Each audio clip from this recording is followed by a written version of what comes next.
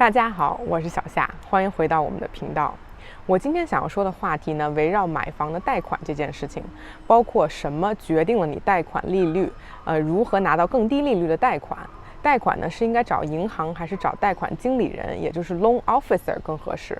？15年和30年的贷款到底有多大的差别？怎么决定贷30年还是15年？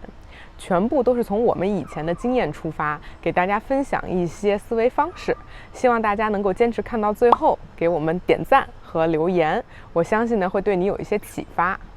首先呢，来说一下决定贷款利率的因素，那主要呢就是首付比例、申请人的信用分数，还有贷款的年限了。一般的 conventional loan 应该说全美90%的人都是用这种普通贷款。咱们今天就不说什么 FHA USDA 等等的政府补贴型的贷款就说最普通常见的。那一般的最低的首付比例达到20%就可以，低于20%的情况下大部分的时候都要付 mortgage insurance， 也就是一个贷款保险，根据你离20%差多少而定，也不是说在你的贷款年限内一直付一般3到5年吧。相当于是给银行多了一层保护，以免你不还钱。那至于申请人的信用分数呢，这个在很多的网上都可以免费的查到。现在很多信用卡公司呢也有这个业务，只要达到了 very good 就够了。一般呢是740分以上，800分以上是 excellent， 但是 excellent 和 very good 能拿到的利率基本没有差别。关于信用分数如何提高或者如何计算，不了解的小伙伴呢，我推荐一个网站叫做 Credit Karma， 这个并不是广告就是我自己是在用这个网站的。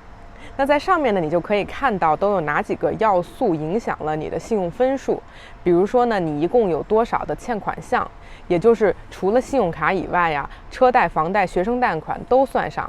每一个你负债的项目都算是一个 credit line， 这个太多或者太少都不好。然后呢，还有你用了最久的一张卡是几年，你每个月一共有多少的信用额度，你又用了其中的多少等等。那你可以有针对性的改善某一方面，比如我原来以为卡越少越好后来才知道其实并不是这样的。3到5张信用卡其实都是一个合适的范围。那大概半年左右的时间，稍微用心管理一下自己的这些账户，是能够提高你的信用分数一个档次的。然后再来说一下贷款是从哪里贷最好可能很多人都是直接去各个银行问，然后呢对比一下不同银行的利率决定的。但我们个人最常用的还是 loan officer， 也就是贷款经理人，因为他们和他们所属的公司呢，相当于是从银行打包买 loan， 就是 wholesale。比如他们可能一年承包了多少的额度，有一个利率上的协议，往往呢能拿到比你自己去银行更好的价格。这个手续费上并没有任何区别你并不是额外付给 loan officer 钱，他们是靠卖 loan 赚钱，银行呢会给他们一部分的提成。但是呢，对银行来说，这些专业的公司负责了主要的业务份额，肯定其实比你单独跑去问 loan 呢要更靠谱一些。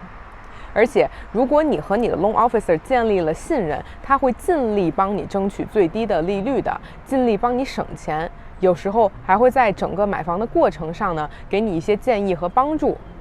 那你自己跑去银行问的话，银行也知道你不一定跟他们贷款，所以呢他们一开始不一定就会给你一个好利率的，有时候你往往要自己跑很多家，然后互相压价。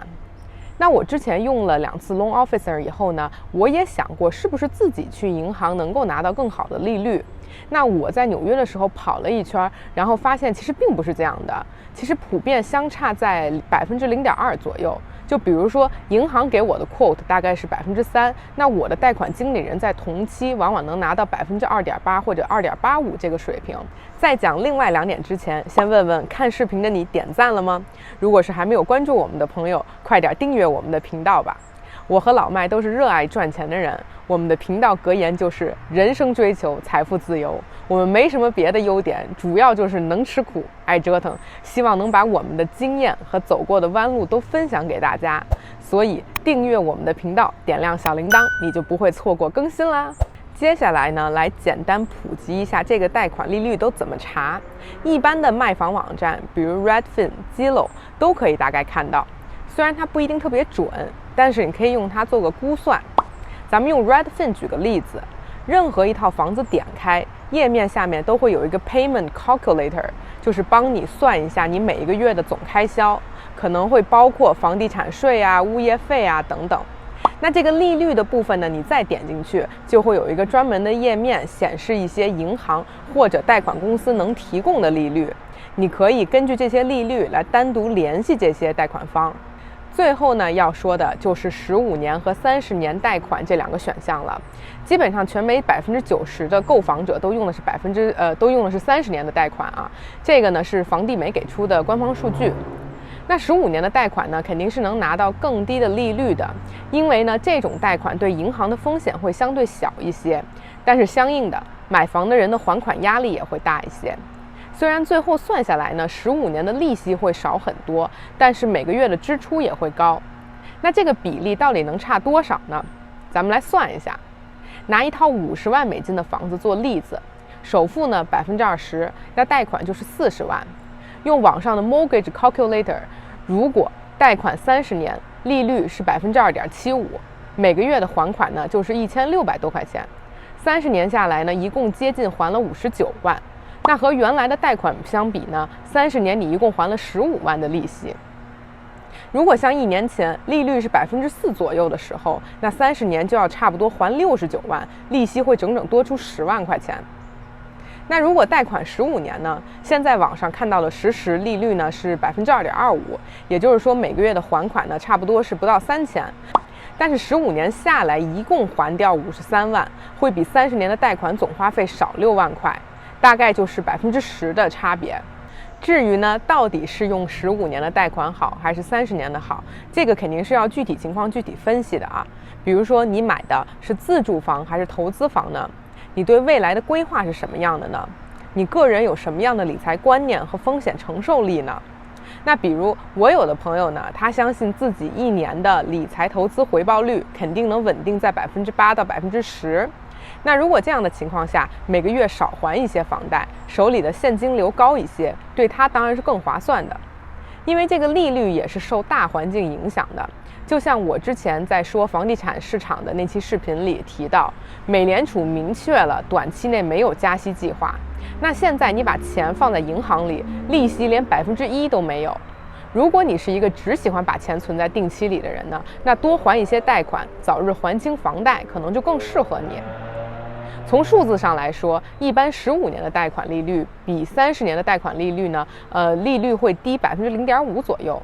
但是时间和复利的力量是不可小觑的，这个0.5%的差别，在你的贷款额度不同的情况下，带来的影响是不一样的。真要算起来啊，这个里面各种可能性差别实在是太多了，这一期咱们肯定是说不完的。以前我和老麦买房的时候呢，也做过很多详细的计算模型。如果有感兴趣的朋友呢，欢迎留言告诉我要不要再做一期这个话题，那我就可以多做几个不同假设下的具体计算给大家看一看。如果觉得我今天讲的好的朋友呢，不要忘记点赞。想要看到下期视频的朋友呢，快点关注订阅我们的频道吧，这样你就不会再错过我们的更新了。最后还是要祝所有看视频的朋友们都早日实现财富自由。那今天就到这里啦，下期再见，拜拜。酷。